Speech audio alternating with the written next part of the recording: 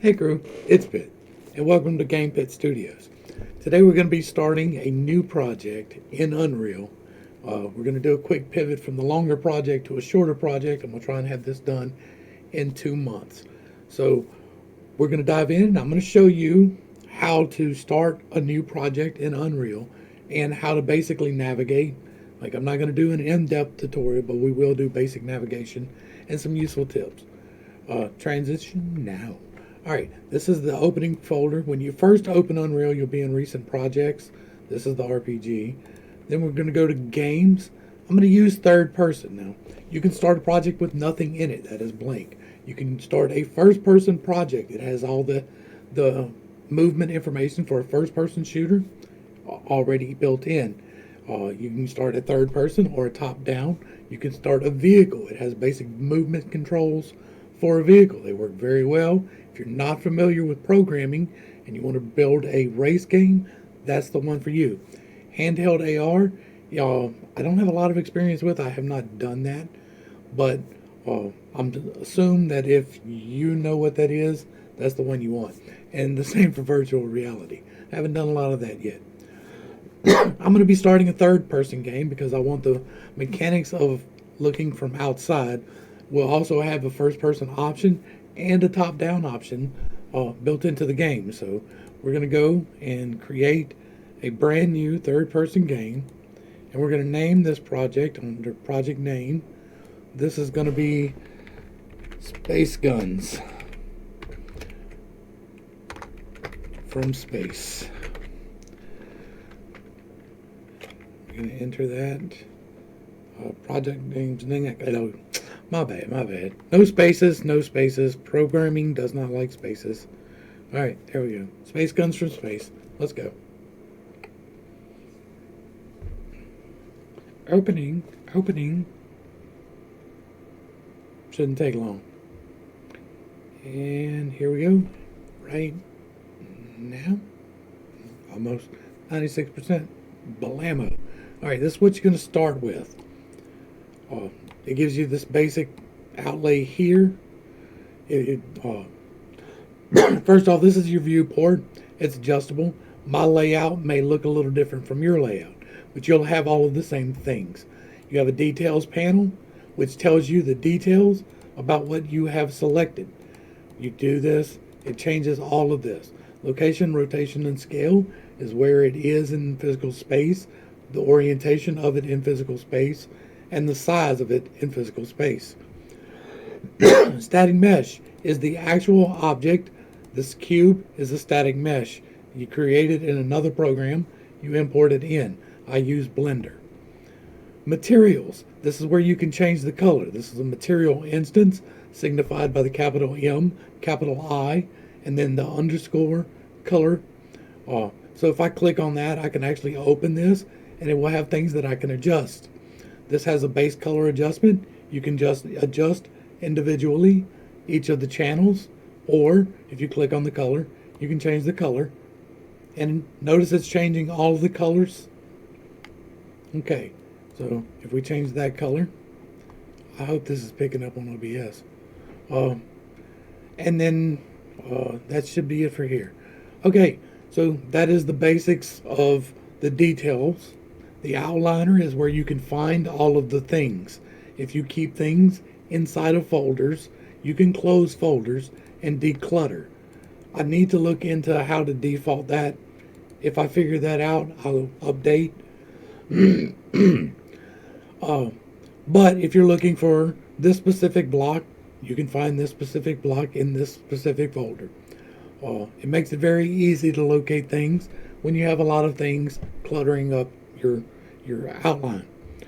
Down here I have my content browser, which contains all of the things in the project. When you do C++, there will be a second folder down here that'll say C++, and it'll contain all the C++ things. That you can open any of these and find the things inside of it. Inside of the starter pack, it has different materials here. It has a mannequin for body with you can open up the blueprint and adjust it. I'm not going to go through all of the different things, but there are a lot of different things that come with each of the packs. The world settings affect the entire world.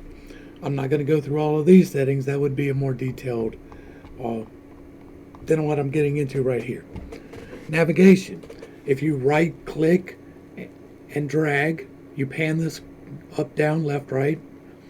If you hold right click and you hit W, you scroll forward. S, backwards. A, you go to the left. D, you go to the right. If while you are holding the right click button and you want to move faster, you scroll forward while holding the right click and you pick up speed. If you scroll backwards, you slow down. It helps when you're trying to move. If you can adjust your speed and get down into the detail you wish to get. If you're still going too fast or too slow, up here where it's got the camera speed, you can adjust this from 1 to 8. I'm going to put it back at 4. So if you go to 8, well, let's go ahead and go to 8. I'll just show you. If you go to, go all the way. All right, if you go all the way to 8, you go really fast. If you come up here, you drop it all the way down to 1, you go really, really slow. So bring this back to 4. All right. At the top of the screen here, you're going to have selecting. Well, let's finish navigation. Speed up a little bit. If you click on an object and you hit F, you zoom in on that object. It's very handy for moving around the map or getting really tight on details. If you want to move things, you have the transform tool here. You can drag it. If you hit W, is the hotkey for this widget. E gives you the rotation widget. You can rotate it. It goes in 10-degree increments. You can change that up here. Set the rotation, grid, and snap value. You can go from 5 to 22.4 to 120, and then the divisions of 360 by these designations. We're going to leave it at 10 because that's a convenient number. You can change snapping, how it snaps. You can change your transform gizmo, where it goes from the world to local, so that when you're moving this object, it moves relative to itself. We're going to go back to world on that. This will give you your select. This is W, gives you your widget for this. E gives you your select and rotate. And then R gives you select and scale. If you are on scale, this is particularly useful on scale, and you want to go on the x-axis, it's red, and z-axis, it's blue. But this little bar between them will grab both of them, and you can scale on both axes. If you go to this white box in the middle, it gets all of them. And so you can scale between all of them at the same time.